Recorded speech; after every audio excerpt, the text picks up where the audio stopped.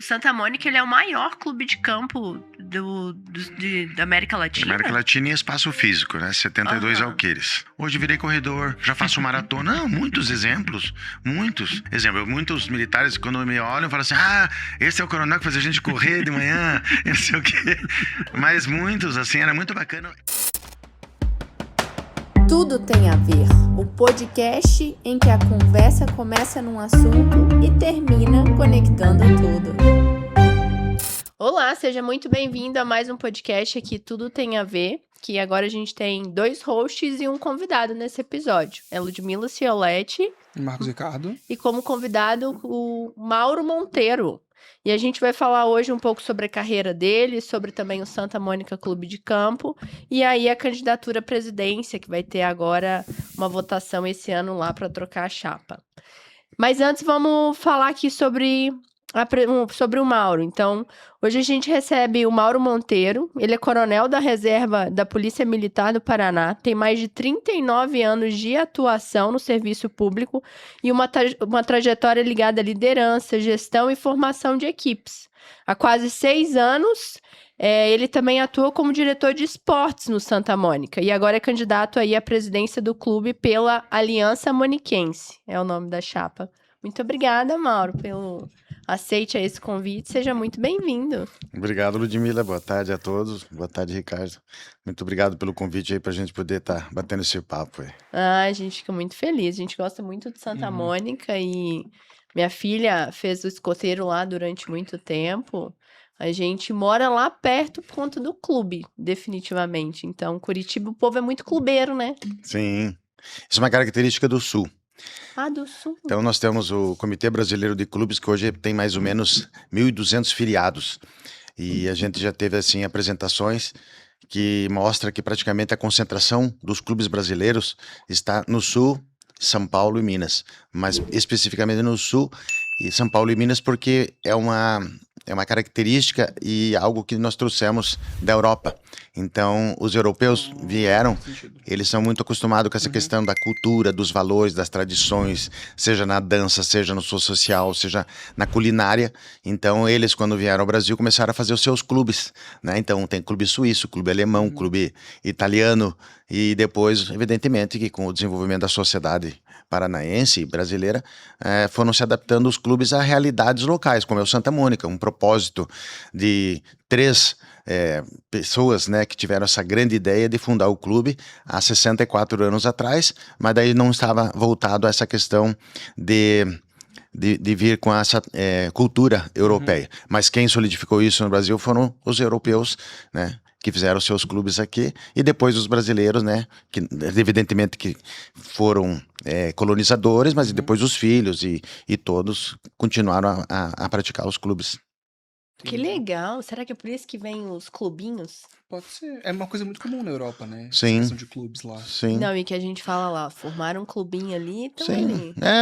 O cara, por exemplo, você tem muito disso, né? Principalmente mais Santa Catarina, Rio Grande do Sul, uma cidade é só italiana, uma cidade é só alemã. Aqui no Paraná temos cidades polonesas, né? Temos cidades de outras origens que é muito, muito colonizado. Então é normal que tivesse esses clubes da origem deles, né? E cultuavam suas tradições, seus jogos, né? Eu ia te falar, isso depende muito da cultura local, né? Eu vim de um lugar onde é muito comum um clube de motocross e galera que faz trilha. São grupos de famílias que fazem trilha juntos, assim, é bem, bem legal. É bem comum lá em Santa Catarina, Itajaí tinha um clube só. Caríssimo, joia lá, eu tentei entrar. Todos sabem que, curiosamente, todo lugar que a gente morou, a gente gosta de clube, porque... Primeiro que para quem tem filhos é muito melhor a questão de esporte e segurança, então faz muito sentido, né? E aí a gente sempre procura um clube. O Santa Mônica, ele é o maior clube de campo da América Latina? Da América Latina e espaço físico, né? 72 alqueires. Nossa, olha pra você ver, gigantesco. Mas a estrutura também hoje é muito grande, né? Os salões sociais, o complexo aquático externo e interno, que é um dos melhores, pelo menos da região sul, é o melhor. Os ginásios que nós temos, 2 ginásios, uma academia bastante ampla, os campos de futebol. Temos o maior parque peladeiro do Brasil. O que é peladeiro? Parque peladeiro são os campos suíços de futebol. Suíço. De peladas. Society. Então é o maior número de campos num lugar só. é o maior também parque de tênis do Brasil num lugar só, são 23 quadras. Caraca.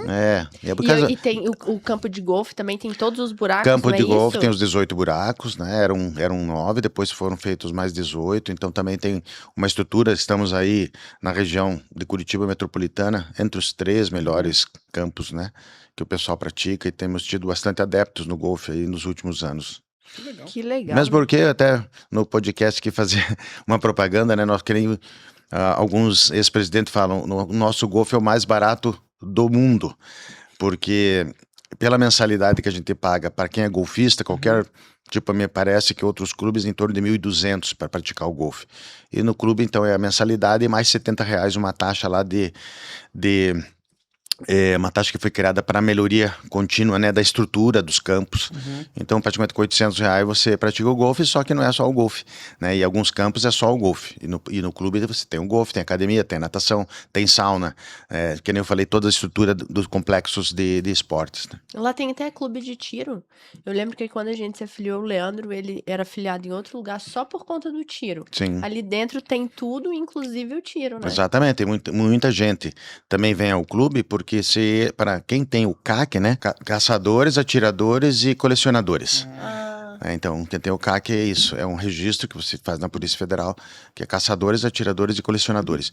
Então, para manter o registro, você tem que ter número de tiros para aquela arma que você utiliza, né? Para aquela arma que você tem. Então, você não tem o clube, você tem que pagar como é que chama agora? Um clube de tiro.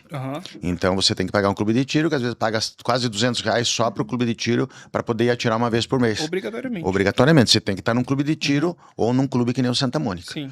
E daí você tem que registrar os tiros com o número certo, o número mínimo que você tem que dar os tiros por mês, para mostrar que você realmente é atirador, que você pratica aquele esporte.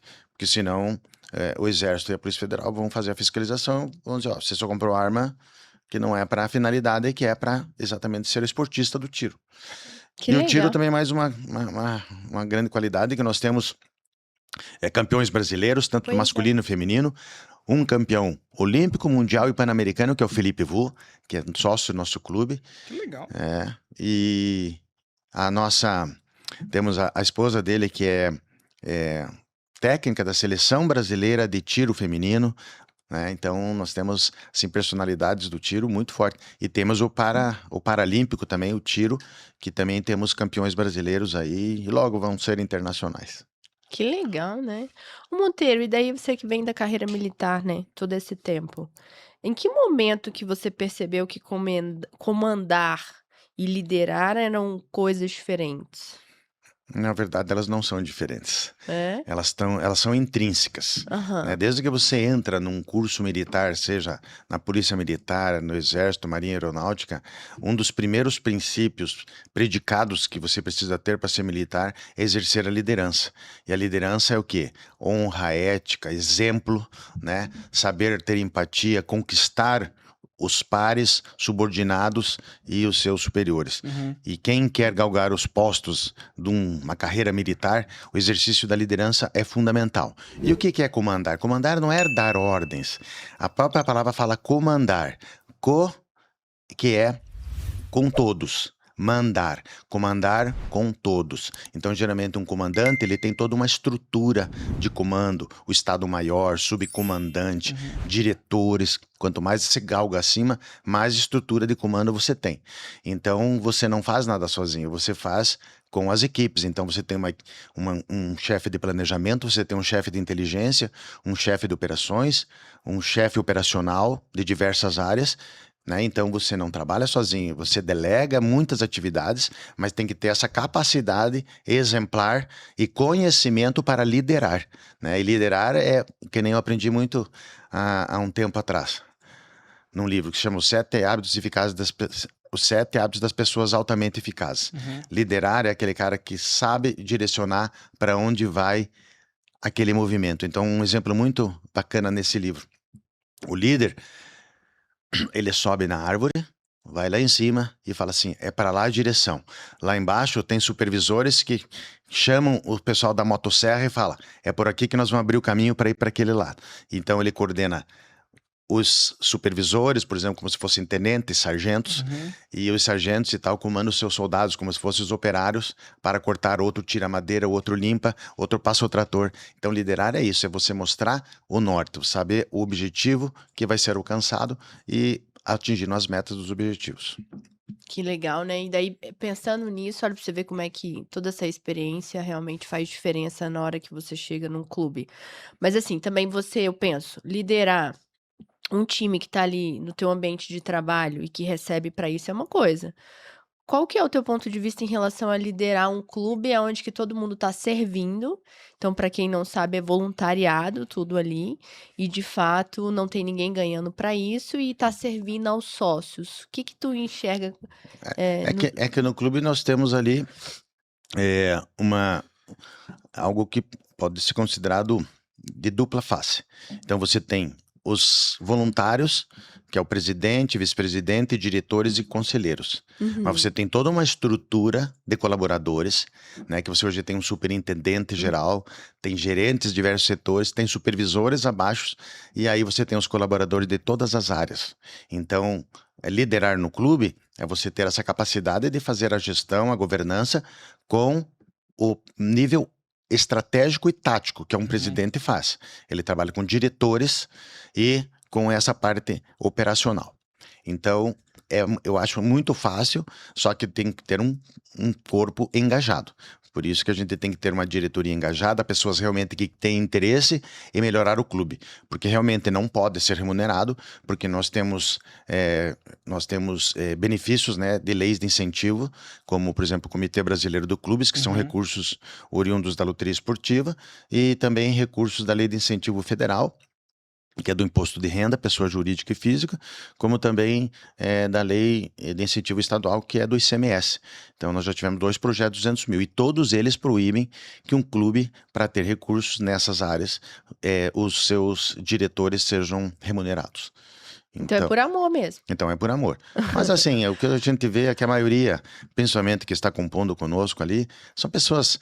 Tem alguns que nasceram no clube, tem outros que vivem o clube, né? Falam, eu amo o clube, eu quero o melhor para o clube. Então esse engajamento que está vindo de pessoas heterogêneas na formação, heterogêneas nas experiências, vai fazer assim algo de uma convergência jamais vista num grupo que vai exercer a capacidade de fazer a gestão do clube, a governança e fazer as transformações necessárias que a gente acha que é para o clube ter um novo tempo e deixar o clube preparado para as futuras gerações. Maravilha. Acho que uma chapa heterogênea para a questão de governança, de projetos, acho que é uma das melhores opções, na verdade, né? Sim. Tu consegue ter visões diferentes, vivências diferentes. Acho que, putz, acho que é o melhor dos caminhos, na verdade. A gente vê, quando você lê livros, artigos sobre o que é um Google, sobre o que é uma Microsoft, você vai ver que tem lá engenheiros químicos, engenheiros elétricos,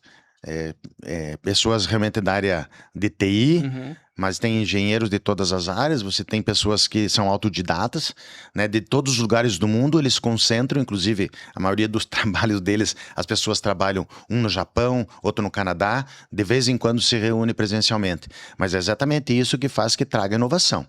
A inovação é exatamente essa capacidade de fazer o desenvolvimento do conhecimento através de diversas ideias, né, de diversas opções, pontos de vista, que faz com que você convirja para uma coisa que ninguém nunca pensou, né? O que já foi pensado não é inovação, né? Não, concordo. A humanidade chegou por conta disso. Exatamente, verdade, né? Porque nós somos seres plurais, então... Sim. Que legal. Qual foi a experiência que você vivenciou dentro da tua trajetória profissional mesmo, que te deixa mais preparado para assumir um cargo de presidente hoje? Olha, principalmente, né, desde da fase de major, a gente já começa a exercer cargos de chefia, liderança e de governança. Então, a gente tem toda uma carreira sendo preparado, né? Já falei no outro podcast aqui os diversos cursos que eu tive.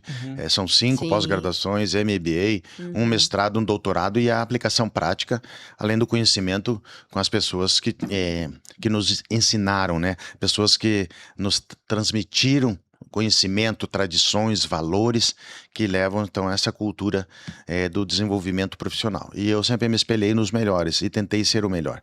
Então eu exerci diversos cargos, como comandante do batalhão, comandante da Academia Policial do Militar do Guatupê, que é muito parecido com o clube, é a maior academia também de polícia do Brasil, em área, em estrutura, lindo. Hoje agora tem lá a Academia de Bombeiros, no mesmo espaço que foi feito. Eu comandei lá por 3 anos, chegava a ter 5.000 policiais fazendo curso de forma, como que eu posso dizer? Simultânea, né? Simultânea. Então, você tinha cursos de soldado, que a Academia do Guatupé, ela comanda a escola de formação de soldado e sargento em Maringá, tem uma escola de soldado e sargento em Cascavel, tem uma em Curitiba, uma em São José dos Pinhais. Aí você tem os cursos de oficiais, você tem cursos por exemplo, fazíamos cursos para Rotan, então trazíamos Rotan do Paraná todo, então uma semana vinham 200, na semana 200, mas concomitantemente tinha 1.000 soldados formando, 300 sargentos e tal, e fora os cursos, porque nós temos cursos na Polícia Militar, curso de formação, que é soldado, sargento, oficial e tal, curso de atualização profissional, que é esse da Rotan, um curso de tiro, um curso de direitos humanos, e os cursos que são cursos de especializações, né? Sim. Então, um instrutor de tiro, um instrutor de educação física, um instrutor na área de direito disciplinar, militar, e todas as áreas, pedagogia do ensino militar, no qual eu fiz esse curso, fui primeiro colocado. Então, eu sempre fui muito dedicado à parte da pedagogia do ensino e isso me fez também aprender a ter uma comunicação melhor, né? Saber apresentar as coisas e essa comunicação facilita quando você vai fazer uma certeza. preleção, vai apresentar um projeto, né? Isso aí e é básico, né? Que nem a gente fala, o militar, eu sempre, não falei antes ali, mas eu sempre falava para os meus comandados, o soldado é o líder também. Por quê? Porque o soldado é o líder da comunidade. Ele que dá o exemplo para um adolescente, ele que dá um exemplo para uma família, ele que dá o exemplo para pessoas que querem, como é que posso dizer, atuam na margem da lei. Sim. Mas um soldado, ele é um grande líder, porque ele que tem um contato direto com a comunidade, aonde ele trabalha. Então ele tem que ser líder. E ele tem que ser um pilar, né? Exatamente. Então eu falava, desde o soldado até o comandante, a liderança é fundamental como exemplo, como questão de exemplo de honra, de ética, profissionalismo e todos os valores cultuados, né, numa carreira de um profissional e principalmente os militares que têm algo que é um pouco diferente, né, da sociedade, porque a gente trabalha com a hierarquia disciplina, com pilares básicos e usamos a farda, né? A farda é uma referência e através da farda você tem a estética militar, né? E os princípios que a gente utiliza. Com tudo isso que você construiu na carreira, né, Monteiro, e ainda trabalha, inclusive, por que você entrou no clube? Você entrou no clube há quanto tempo? E como diretor de esportes, Eu né? entrei em 2013, quando eu estava instalando, já estava no 2º ano da instalação do 22º Batalhão. Foi dividida a região metropolitana de Curitiba, e então eram 27 municípios, né? E aí 13 ficou no meu batalhão, que é a região metropolitana norte, e os outros 14 ficaram no 17º Batalhão, que era na região que é sediado em São José. Então, nessa fase, a gente fez toda uma consolidação do batalhão, e como era praticamente 1,5 km ou 2, aí o meu motorista era sócio, né? Ele não é mais, passou para a esposa, teve uma separação. Vou fazer o recorte disso. Mas ele deixou para a esposa. E ele falou, Coronel, vamos lá, vamos ser sócio. Eu conheço o pessoal. Me levou no diretor, me apresentou e eu fiquei sócio. Como eu fazia triatlon na época, né? Eu saía do batalhão, vinha correndo até o Santa Mônica. Não, era Barbadinha. Não, era Barbadinha, 2 km e pouco. O problema era aquela subida. Quando você chega naquela portaria 1, aquela portaria 1 até lá na natação, ali é pesado, mas e daí equivaleria uns 5 km ou 6, né? Aí eu já ia com óculos no bolso, a touca no bolso, me trocava, deixava no armário o tênis e tal, nadava, colocava e voltava correndo pro batalhão. Então, assim, eu já treinava, fazia um duatlon, né? Na hora do almoço, no horário de intervalo do almoço. Eu Bem já fazia. tranquilo. Bem Eu tô em tranquilo. choque. E aí eu utilizava a academia, né? Então, final de tarde, quando podia sair do batalhão, eu ia pra academia e gostava muito de fazer sauna. Geralmente eu ia correr no lago, depois fazia sauna. Então eu tinha um hábito para fazer algo, sempre tinha que fazer uma atividade física antes, uma corridinha, mesmo porque isso era uma exigência da profissão. E eu, como sou profissional de educação física, né? Desde 94 eu fiz 2 cursos, até falei, um curso militar e um curso Você tem que ser exemplo, em bacharelado. né? Oi? Aí você tem que ser exemplo, não Não, tem? tem que ser exemplo. Eu dei aula de educação física, né? Desde 95, na Academia do Guatupê, de soldado a coronel. E aí sempre fui, assim, exemplo. Muitos militares, quando me olham, falam assim, esse é o coronel que faz a gente correr de manhã, e não sei o quê. Mas muitos, assim, era muito bacana essa questão da liderança que você fala, né? Liderança é exemplo, né? Sim. Não existe você dar ordem e fazer o contrário. Então, o melhor exemplo da liderança, o melhor, como é que eu falo? O melhor predicado da liderança é o exemplo. Então, também fala, exemplo arrastas, né? Arrasta. Então, a gente dava tipo assim, fazia um projeto de saúde, bem-estar, qualidade de vida e Sim. preparação física, mas dava o exemplo. Então, passava alguns anos, muitos policiais falavam, coronel, depois do senhor, no início eu não gostava. Hoje virei corredor, já faço maratona. Não, muitos exemplos, muitos. Eu lembro de um exemplo que era um motorista e um governador quando eu trabalhava na Casa Militar. E eu falei, imagine, vocês vão ter uma vida e daqui a pouco vocês se aposentam e não vai ter a saúde para andar na praia com um netinho. Aí você tem aposentadoria, você tem Você pega dinheiro, na veia, né? tempo, vai lá, e você não fala, não serve. vai poder. Aí você quer subir numa cadeira para trocar a lâmpada, não pode, aí dor nas costas.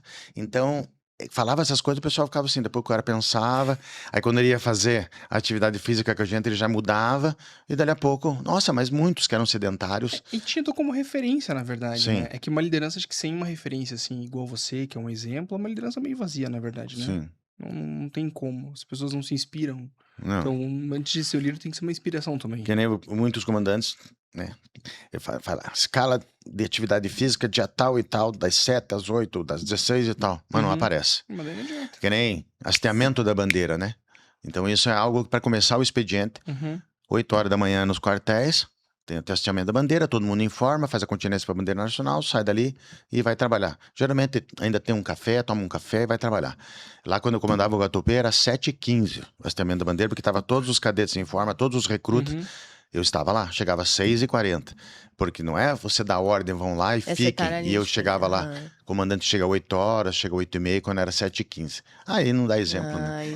Aí quando você vê o subcomandante já não tá indo, daqui a pouco os capitães não estão indo, e os caras fazem o que querem. Daí perdeu a moral, perdeu... Exatamente. Mas e durante esse tempo, 6 anos ali então, o que que tu fez de diferente? O que que tu enxergou por dentro já como diretor de esportes? O que eu enxerguei? É isso. Olha, eu vou começar no CERN. Quando eu comecei em 2020, eu realmente não conhecia o clube, mas eu conhecia o que é uma gestão de esporte, porque eu fui diretor de esportes durante 12 anos numa outra associação, que tem 18 mil titulares, quase 60 mil dependentes, que é a Associação da Vila Militar. E também fiz a gestão no Centro de Educação Física da Polícia Militar, e a própria Academia do Guatupé é um grande centro de esporte, né? Tem piscina coberta térmica, tem quadra de tênis, tem quadra poliesportiva, tem campo de futebol oficial, tem campo society, tem ginásio, tem academia, né? No qual todos eu também fiz uma grande recuperação e ampliação. Então eu já tinha a experiência do que é uma gestão esportiva. Para mim não seria nada difícil. O que eu fiz? Primeiro, fazer um diagnóstico, né? Verificar como que trabalhavam os professores, equipamentos que tinham, como que era a disponibilização dos equipamentos, e fomos tentando corrigir na academia em si. Nas outras áreas, que por exemplo, voleibol, badminton, futsal, judô, karatê, tem os técnicos, mas eu tinha os supervisores que já sabiam como funcionava. Então eu só fui utilizando dessa capacidade de fazer gestão de pessoas, verificando as potencialidades ou as fragilidades dessas pessoas e tentando corrigir, né? Então muita gente melhorou, quem não melhorou, infelizmente, né, não pôde mais participar do nosso quadro de colaboradores, porque o mundo é assim, né? Quem não tem competência não se estabelece. Então tem dissabores, às vezes, infelizmente, mas aconteceu. Então a grande minha foi reestruturar a diretoria de esportes. Então, existiam pessoas amadoras, pessoas que estavam ali que não eram da área de profissional de educação física, até técnicos que não eram. E a gente teve que reconstruir tudo isso. Criamos duas supervisões. Tinha 2 supervisões que cuidavam praticamente da área de ginásios e os esportes. A outra era academia, recreação, IGE. E aí a gente amplificou isso, criando mais duas supervisões. A da academia, porque a academia ela tem dias que bate 1.200 pessoas entrando e ela era sobrecarregada com uma supervisora. Então, assim que eu fiz essa leitura, apresentei para a época o presidente Carlos Cavicchiolo, e assim ele assentiu e nós criamos a supervisão da academia, que hoje está lá o Erlon, que também é aposentado da Polícia Militar, é um grande camarada que está ajudando a revolucionar lá a parte de estrutura, organização da academia. Agora, recentemente, por ideia dele, colocamos um piso emborrachado que está dando uma outra dinâmica. E também a parte da supervisão que foi criada, que chama eventos e as leis incentivadas. Então, para a gente construir, fazer os projetos, planejamento dessas leis que eu falei agora há pouco, que a gente conseguiu quase 600 mil já dessa legislação de lei de incentivo, de imposto, foi porque a gente criou o setor. A gente conseguiu fazer 2 corridas de rua através desse setor de eventos. Então, a gente fizemos uma corrida de rua há 3 anos atrás, que foi a primeira, tipo uma cross country, que foi nas trilhas e tal.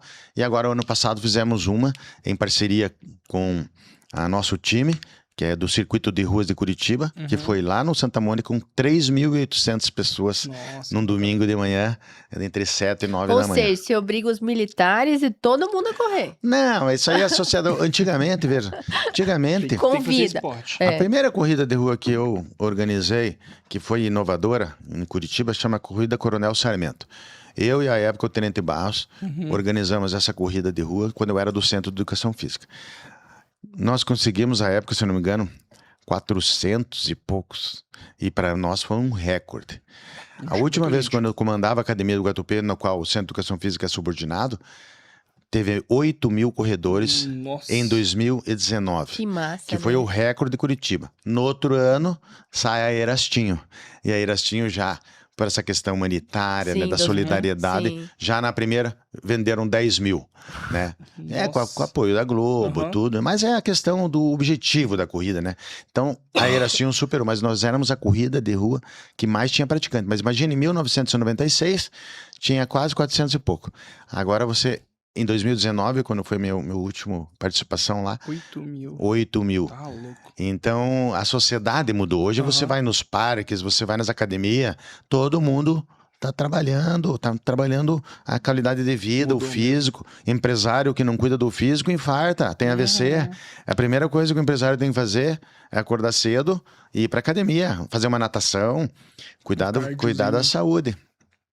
Porque o estresse, né, e um corpo frágil leva a problemas gravíssimos. Ô Monteiro, e por que você quer se incomodar em ser presidente de um clube? Eu vejo assim, quem olha... Eu tinha que falar mais, né, da parte do clube ali. É só assim. Eu já falei alguma coisa, a gente fez o que pôde na gestão de materiais, na gestão de espaços, otimizar espaços. Foi criado no meu tempo o Complexo de Areia, no qual nós instalamos 3 quadras de beach tênis, 2 de vôlei e futevôlei. Agora, recentemente, foi reenquadrado para 4 de beach tênis, só mudaram a disposição das quadras, com uma qualidade exemplar. Tivemos, na época, a presença do Emanuel, que é o nosso... maior vencedor olímpico do Brasil e na parte de vôlei, né? Vôlei de praia, com todo tipo de medalha, ouro, prata e bronze, vários campeonatos mundiais, tá na Galeria da Fama dos esportistas lá nos Estados Unidos. Então a gente realmente conseguiu fazer alguns avanços, mas que tem que melhorar. Mas tudo isso é gestão, né, de espaços, materiais e outras coisas. Mas o que eu mais gosto é dessa gestão de pessoas. Então, por exemplo, a academia. O clube era fechado segunda-feira. Certo. para qualquer esporte. Já no meu primeiro ano, eu apresentei um projeto para o presidente Carlos, que eu queria abrir a segunda-feira, porque a Academia do Santa Mônica é a única academia do Paraná que não abre segunda-feira. Então eu foquei na academia. E como é que eu fiz isso? Eu só fiz uma alteração das escalas dos professores, comecei a contratar, em vez de 8 horas professores, contratar com 6 horas, porque às vezes eu tinha 3 professores com 8 horas, e quando tem 8 horas, tem que ter horário ou do almoço ou da janta. Uhum. Então, para cada um que tem que almoçar, tem que ter um cobrindo. Sim. Daí não sei o quê. Então, às vezes, você tinha que ter 3, 4 professores, porque tinha que cobrir a escala de almoço ou de janta. E o horário de pico, que era das 18 às 20, por exemplo, às vezes você tinha um professor na sala de aula, na academia. Então, eu equalizei, comecei a fazer contratações com 6 horas, alguns profissionais que pediram para sair, né? A gente não brigou. Foi no pós-pandemia, duas professoras acabaram fazendo personal trainer na época, porque dava muito mais dinheiro, né? Devido à pandemia. Pediram para sair do clube, e eu fui contratando, organizando. E o que eu fiz? Mais uma coisa, que é questão de gestão. O clube também era a única segunda academia que abria no domingo à tarde. A única que abre domingo à tarde é a Companhia Atlética do Barigui, porque ela tem que cumprir o horário do shopping. Né? Então, as outras todas eram fechadas. Primeiro você faz um diagnóstico. Qual é a ocupação, a taxa de presença num domingo à tarde? 2 a 3 sócios. Segunda-feira, a gente sabia que É o dia que todo mundo quer ir. Começa. Eu treino segunda. Todo mundo quer ir Não. pagar o pecado do final de semana, né? E então, eu apresentei, fechamos domingo à tarde. Nisso, eu tinha que ter 2 professores no domingo, porque horário de almoço. Aí um tinha que vir para ficar no horário do almoço, e o outro, enquanto almoçava, o outro ficava. E domingo paga dobrado, né? Ainda tem isso? Isso. Aí o que aconteceu? Só um professor veio domingo. Esse um, eu já joguei para segunda. Readequei as outras escalas, deu certinho. Tipo, 3, 4 professores para segunda-feira. E assim, nós abrimos na segunda-feira, já no meu primeiro ano de gestão. E tenho a honra de dizer que eu sou o primeiro diretor da história do clube que quebra um paradigma e abre o clube às segunda-feira para uma prática dentro do clube, exatamente com esse princípio de saber fazer gestão e governança sem aumentar R$1 para o clube. Não contratei um professor, né? Não tinha despesa de água e luz a mais, porque os atletas treinam na segunda-feira. Para quem não sabe, eu tô olhando só para você. Os atletas treinam na segunda-feira. Então, a segunda-feira, tanto a piscina térmica, ela ficava aberta porque tinha treinamento. A academia era aberta para os atletas. A portaria 1 já era aberto porque tinha atividade no clube. Os professores, alguns já vinham para atender os atletas. Então, portaria não tinha despesa. Não tinha despesa de água e luz. O banheiro não mudaria nada, porque os atletas já usavam o banheiro para tomar banho. Então, Uma conta simples, né? Uma conta simples. E hoje... Algo que tem que ter um gestão. site, né? Sim. E hoje tem hoje, que fazer gestão. e hoje é isso. A academia, o segundo dia mais frequentado é a segunda-feira. Qual que é o primeiro? O primeiro é a terça. Uai! Sabe por quê? É a cultura do muniquense, que como ele sempre entendeu que abre às terças, ele se programou para vir à terça. E não na segunda. Mas eu vou dizer por que é também. Existem outras coisas. Por exemplo, muitos que vão na academia fazem golfe. O golfe não abre na segunda-feira. Muitos que vão na academia gostam depois de ir na sauna. A sauna não abre segunda-feira.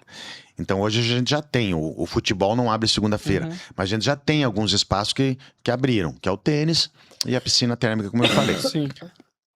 E quando a gente fez o projeto de abrir a academia, a gente não abriu só a academia. Toda aquela área de lazer, a pista de corrida, as quadras de areia ali, o complexo de areia, fazem parte da minha diretoria.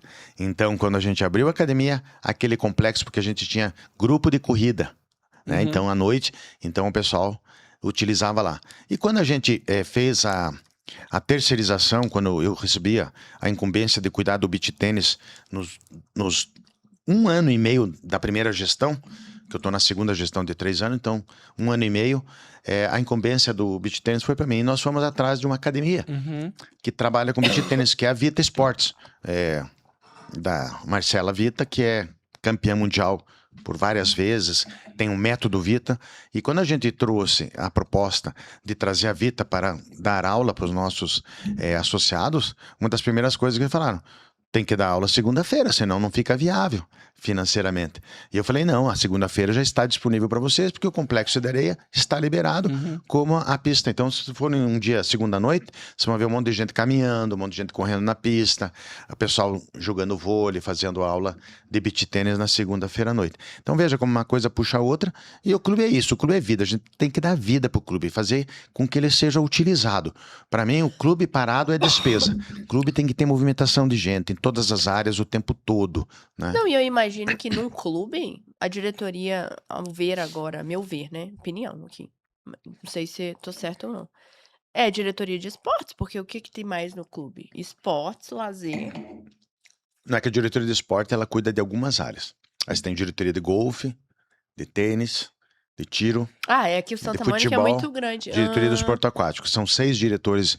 A minha diretoria é academia, essa área de lazer, complexo de areia, a pista, aí todas as atividades de ginásio, né, os esportes coletivos, individuais de ginásio, peteca, tá lá, né, da nossa amiga Edna aqui, mandar um abraço pra ela. Gente, a Edna é mineira. É mineira, Descobri, pois é, esse dia nós estávamos 2 mineirinhas falando. E a parte também de lutas, né, então nós temos karatê, judô, e recentemente também iniciamos o taekwondo por iniciativa desse diretor. tem que pôr jiu-jitsu. Jiu-jitsu, Tem vamos que pôr colocar, jiu-jitsu. vamos colocar, isso é óbvio. Senhora. Vamos colocar. É que nós temos projetos aí, né? Quando os projetos... Hoje o clube não tem espaço, né? Tanto de ginásio quanto as nossas salas de lutas com os tatames. Mas temos um projeto bacana aí para ter espaço maior para tem as que lutas. ter. Jiu-jitsu é básico, todo mundo pede, a criançada já... Não, UFC. É. Nossa. E quero trazer mais um.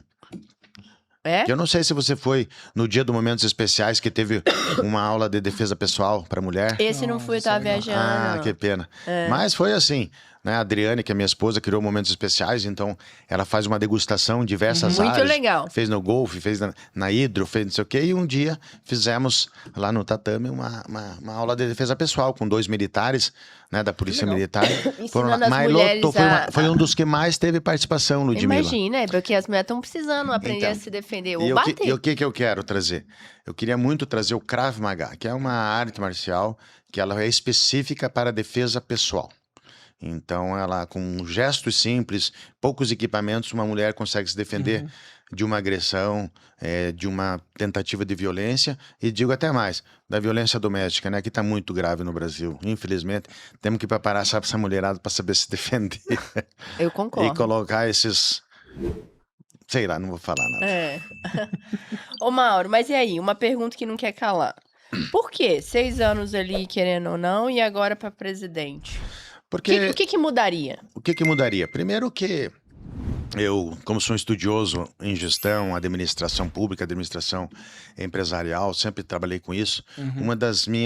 Dos ensinamentos que Peter Drucker deu é que um diretor de certas áreas não deve ficar mais que 2 gestões numa área. Então ele tem que ficar 2, 3 anos. Mas como ali teve a reeleição, eu acabei ficando 6. Porque o primeiro, a gente reorganiza a casa.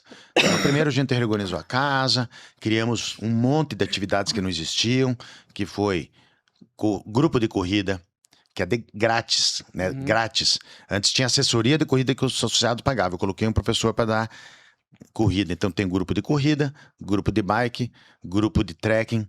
Criamos o passinho. Trouxemos professores especializados para Zumba, tanto de manhã quanto de tarde. Outras atividades com professores especializados, como tipo Step, o Jump. Tivemos atividade de HIIT. Uma professora também. Cada um que vinha falava, qual é o teu potencial para contratar? Eu dou aula de yoga. Então, professora da academia e da aula de yoga. Então, a gente foi fazendo isso. Então, veja, como eu estava falando do Peter Drucker, então, é um ensinamento. E eu sempre, nas minhas atividades, eu sempre falava, eu quero ficar de 2 a 3 anos. Então, em 22 eu fiquei 3 anos, na academia do Guatupê fiquei 3 anos, né? Não perdi o comando e fiquei a hora que tinha que sair para ser promovido. Então, da academia, na verdade, eu acabei indo para a reserva no exercício lá, porque fui convidado para ser diretor de operações do Detran, e no início da primeira gestão do governador Ratinho Júnior, e virei diretor de operações, então já fui para a reserva, já fui trabalhar, porque a gente acaba aposentando novo, porque entra cedo, né, 17 anos, já está lá. A minha juventude eu entreguei para a Polícia Militar e para a sociedade paranaense. E a gente não para de trabalhar, e daí Pois é, e por que, aprende. Mauro? Então, por quê? Vai se aposentar, ficar numa praia? Porque, primeiro, que eu quero dizer que o esporte me comove. Eu sempre falei que se na Polícia Militar eu tivesse galgado os melhores postos, mas não tivesse feito o curso de educação física, que eu amava, sempre fui esportista, eu ia ser um frustrado. Uhum. Então, isso foi na minha carreira toda. Então, exercer a diretoria de esporte realmente foi algo também para complementar a minha vida nessa área do esporte, da gestão esportiva e consolidar algo que eu achava que dava certo e deu certo, né? Tem lá todo o pessoal, os pais sabem o que a gente fez, o que fez pela academia, com inovações e trazendo as questões, às vezes, inovação e mudança de gestão. E isso é fazer gestão e governança. Então, como eu fiz em outros lugares, eu penso que exauriu o meu tempo como diretor de esporte. Sim. E eu não me vejo, estando na mesma chapa, como muitos fazem, mudando de diretoria. Uma hora está no administrativo, uma hora está no financeiro, uma hora está no serviço. Uhum. Então, isso não é do meu perfil. Eu acho que a gente tem que, através de um aprendizado, partir para um outro. Que como que eu já conheço a administração orçamentária e financeira da minha profissão, de governança, gestão de pessoas, no qual Sim. sou especialista, eu penso que eu tenho a qualificação e os predicados suficiente para ser presidente do Santa Mônica Clube de Campo. E por quê? Porque eu identifiquei diversos gargalos de gestão. Tanto que eu corrigi na minha diretoria. Nas outras, eu não posso. Porque cada um tem sua autonomia, Sim. a gente tem que ter ética, né? Sim. Tem que ter consideração com os pares Sim. e com outros que trabalham. Mas eu vejo que existem práticas no clube que não são adequadas, não são modernas, não são inovadoras e que eu acho que eu tenho o conhecimento e a expertise para hoje poder implementar como presidente. Mas evidentemente que nós estamos escolhendo o melhor time que o clube já pôde escolher para a nossa diretoria e os nossos conselheiros. Então, com essas qualificações e eu podendo ser o líder, como eu falei, vamos subir aqui na árvore, é para cá que nós vamos. E cada um deles pegar a motosserra, pegar o trator e vamos abrir a melhor estrada para chegar no futuro melhor do clube, que é o que a gente vai propor através de um plano de gestão consolidado, inovador, fundamentado, onde vai ser o guia, o plano de gestão vai ser o guia para todas as diretorias, que daí o plano diretor, plano de gestão, ele trabalha de forma transversal para que cada diretor tenha o seu plano executivo. Então, é isso que eu quero fazer. E trazer, que nem eu falo, inovações, técnicas novas, abrir o clube realmente, devolver o clube ao sócio, que o sócio tenha o direito de se comunicar, além de se comunicar, dialogar, ser ouvido, e que é essa busca constante dessa interação que a gente evolua, como nós estávamos falando lá no início, né, Ricardo? Como é que a sociedade se desenvolve exatamente disso, né? É a tese, antitese, né? E a antítese. Sim. Não, a tese, antitese e a síntese. Então, é uma das teorias, né, do conhecimento humano, que é muito utilizado. Você tem uma tese, antitese e a síntese. Então, da síntese é uma tese. Aí você tem aquela tese, a antitese e uma nova síntese. E você vai evoluindo, assim, todas as ciências que existem na nossa sociedade. Então, eu vejo essa minha disponibilidade, né, com o meu conhecimento, essa composição com um time maravilhoso que nós estamos compondo, um time também que é assim, até emocionante, né? Porque eu sou filho da minha mãe Clori, que me criou sozinha, costureira, e eu sei o que uma mulher tem capacidade de fazer. Criou 4 filhos e eu tive toda essa possibilidade de estudo porque ela falava, estude e trabalhe. Com 15 anos já era balconista de farmácia, ali a uma quadra da minha casa. Então eu quero falar da mulher, pela minha esposa, o que ela faz, porque a nossa chapa, simplesmente, tem 10 mulheres no conselho diretor, uma vice-presidente e 9 mulheres diretoras. Nenhum clube do Brasil tem isso, acho que hoje. Então, assim, esse vai ser o diferencial, sabe, Ludmila? Essa igualdade de gênero pela primeira vez no clube, com essa heterogeneidade de conhecimento, de profissões, e a gente realmente criar um clube transformador, um novo tempo que nós vamos apresentar para os nossos sócios nessa campanha. Muito obrigada, Maura. É inspirador, porque assim, Platão já dizia que cada um, na tua idade, ele tem uma função.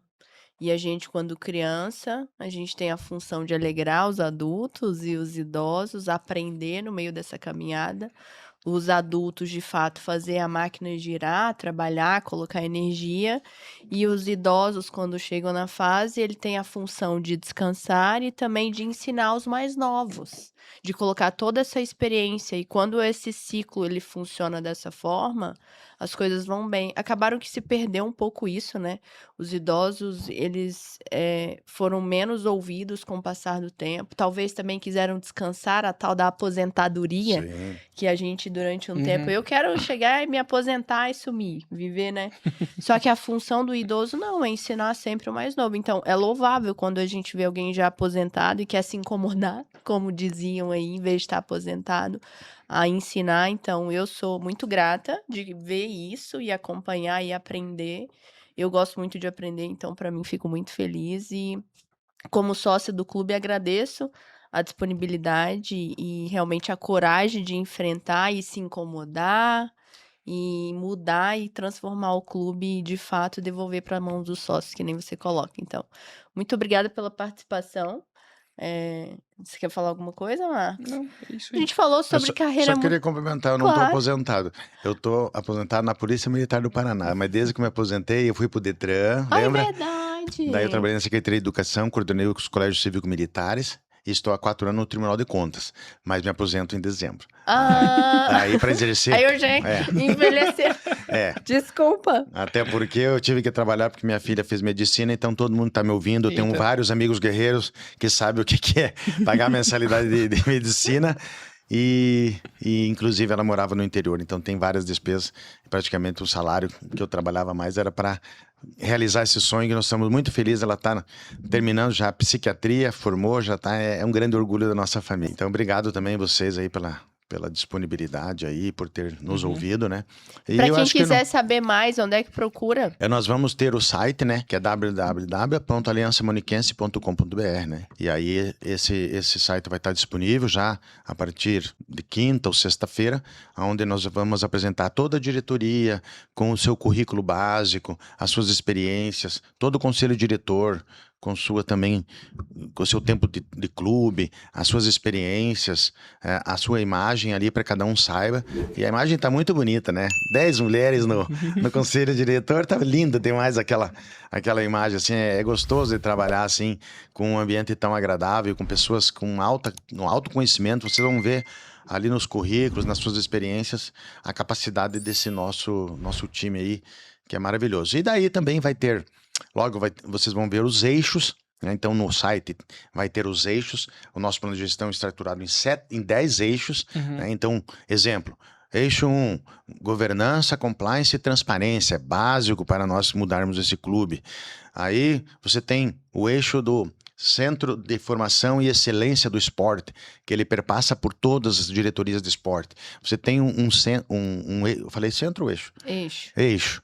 Aí você tem o eixo, por exemplo, de sustentabilidade financeira e orçamentária, para colocar o clube num trilho que a gente não fique sempre correndo atrás, né, do prejuízo, que o clube seja autossustentável, com novas formas de renda, grandes eventos, trazer o sócio de volta, o sócio que desistiu, que ficou magoado por uma coisa, porque acha que a sua capacidade de renda ficou difícil. Vamos tentar trazer esse sócio, vamos achar soluções. Então, essa é uma área fundamental. Temos a reforma administrativa, então essa reforma administrativa é muito focada na otimização dos processos, na diminuição do custo, diminuição de prejuízos em todas as áreas, tanto de patrimônio, quanto também na questão de um plano de cargo e salário para os nossos funcionários, os colaboradores, valorizar realmente aquele que produz, aquele que tem produtividade, aquele que tem qualidade e excelência nos serviços prestados. Dentro dessa também tem a qualidade no atendimento, né, ao nosso associado. Aí temos eixo da área de cultura social e eventos, né, onde estão todas as áreas da área cultural, CTG, escoteiro, a parte cultural que nós vamos tentar trazer para o clube, aula de pintura, aula de música, criar o coral do Santa Mônica, que é uma coisa muito bacana, principalmente para o pessoal da melhor idade. Aonde você tem um coral nos diversos segmentos, as pessoas se engajam, é uma coisa linda de ver as pessoas que vão para o coral, principalmente as pessoas que geralmente às vezes já estão aposentadas, mas jovens também podem participar. É uma sensação de pertencimento e uma luz que tem os corais, que eles fazem realmente a diferença aonde eles têm. Então, nessa parte social são os grandes eventos, melhorar toda a parte nossa de atendimento através dos nossos salões de festa, o pessoal que tem os nossos restaurantes. Vamos trabalhar junto para melhorar. Aí você também tem a área de infraestrutura, né, e logística, onde a gente tem muita coisa para fazer, através principalmente do diretor de engenharia e todos que estão afetos, né? E a parte de tecnologia e inovação, né? Esse é fundamental. Quem não trabalha com tecnologia e inovação está fadado ao insucesso e falimento, né? Então você viu que as Casas Bahia fecharam 300 e poucas lojas. Aí você pensa, é devido à inadimplência no Brasil, é a queda de renda. Não. Eles não se adaptaram a um novo mundo. Enquanto o Mercado Livre, que é algo que começou lá na Argentina, é uma das empresas mais valiosas da América Latina. E eles criaram um sistema de entrega e venda e se adaptaram a um novo futuro, que é o e-commerce. E a Casa Bahia, quem ficou naquele mundo antigo, parou. Então você veja que lojas americanas têm fechado. A Macy's fechou várias lojas para quem conhece os Estados Unidos. Mas a Amazon é uma das empresas mais valiosas do mundo. Porque além da Amazon física, eles têm a Amazon que vende para o mundo todo. Então lá, há 15 anos atrás, eles já estavam se preparando para esse novo mundo, que é o mundo da tecnologia e inovação. Quem não se reinventa é fadado ao insucesso. Fazer as mesmas coisas, esperar resultados diferentes, é insanidade. Então, é isso que a gente quer mudar no clube. Já dizia Albert Einstein. Albert Einstein. Fazer as mesmas coisas, esperar resultados diferentes, é insanidade, vai ser fadado, então, ao insucesso. E a última, né?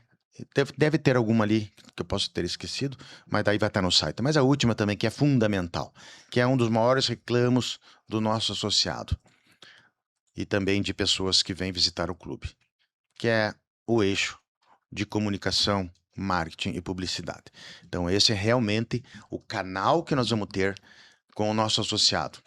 Vai ter o Fala com o Presidente, vai ter o Conecta Santa Mônica, um grande programa, vai ter o TV Santa Mônica, vai ter uma sala de podcast, né, Ludmila? Onde nós teremos entrevistas semanais com o nosso associado, com as experiências, com os resultados dos esportes, com os resultados dos grandes eventos, o sócio podendo falar, os diretores podendo falar, que nem nós estamos fazendo esse canal aqui. Imagina o sócio também poder, talvez, divulgar a marca dele, né? Sim, para todos os associados. Tudo, né? Fazer que nem falar, uma rodada de negócios uma vez por mês e a gente vai estar nessa parte de marketing realmente aquilo que nós falamos agora há pouco. Uma coisa é você informar. O clube faz isso, faz aquilo. Isso é informar. Nós queremos comunicar. Como que comunica? Ouve, dialoga, chega num consenso e faz aquilo que a coletividade quer. Então nós vamos ter pesquisas de interesse. O que o sócio quer para o beach tênis? Então, nós vamos fazer uma grande pesquisa. O que o sócio quer para a sauna? Vamos fazer a pesquisa. O que o sócio quer para, vamos dizer, criar um novo espaço? Nós vamos discutir. Vai ter orçamento participativo. Isso é muito bacana. Então, nós vamos, anualmente, fazer o orçamento participativo. Primeiro, nós vamos ver o sócio fazer rodadas, audiências, onde o sócio venha, e eles vão poder discutir, a gente apresentar, nós queremos fazer um novo ginásio. Venham escutar. Se vocês não quiserem, não vai ter, entendeu? Aí você vai ter, por exemplo, na área do beach tênis, nós queremos mais uma quadra de areia. Nós vamos ouvir os beach tenistas. Eles querem mais uma quadra ou querem esperar 2 anos para ter uma quadra coberta? Aí quem decide é o sócio daquela área, não é imposto, não é aquilo que você vem de cima para baixo. Exatamente o nosso lema, né? Colocar o clube nas mãos do sócio. Então esse é o nosso slogan da campanha. E faltou um, eu lembrei agora, né? Que é a questão da cidadania, inclusão social e humanidade. Então ali é algo realmente para a gente trabalhar com, principalmente com criança, portador de necessidade especial, a melhor idade, criar mais acessibilidade. Acessibilidade não é só para portador de necessidade especial, não. Uma pessoa idosa tem diversas dificuldades. Esse dia um amigo me mostrou um carrinho, ele estava com um filho recém-nascido, ele não conseguia andar em certas calçadas no clube. Então, isso é acessibilidade. Veja que não é só uma pessoa que tem portador de necessidade especial. Uma pessoa idosa, uma pessoa que teve uma lesão, né? Uma pessoa com o carrinho da criança, uma avó. Então, tudo isso é inclusão social. A questão das nossas parcerias que a gente já tem com os municípios, fortalecer ainda mais. E temos uma grande proposta que é criar um instituto, né, na parte social e cultural, que vai alavancar o clube através de recursos que a gente vai poder trazer do fundo da criança e do adolescente, fundo do idoso e também muito dinheiro que tem para a questão de acessibilidade, né, da questão de atletas, para atletas paralímpicos, que o clube já tem, mas a gente tem que fortalecer isso. Então, através do Instituto, a gente consegue fazer mais projetos e trazer isso, mas desde que a gente tenha uma interação com a sociedade. Mauro, mas enfim, assim, a gente fica tão feliz que eu acho que você tinha que sair para presidente do Brasil. Eu acho que você tá na campanha errada.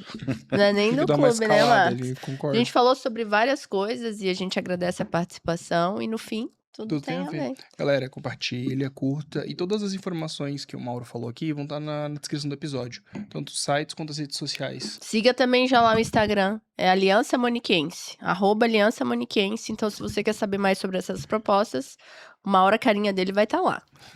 E o WhatsApp, né? Isso, abraços.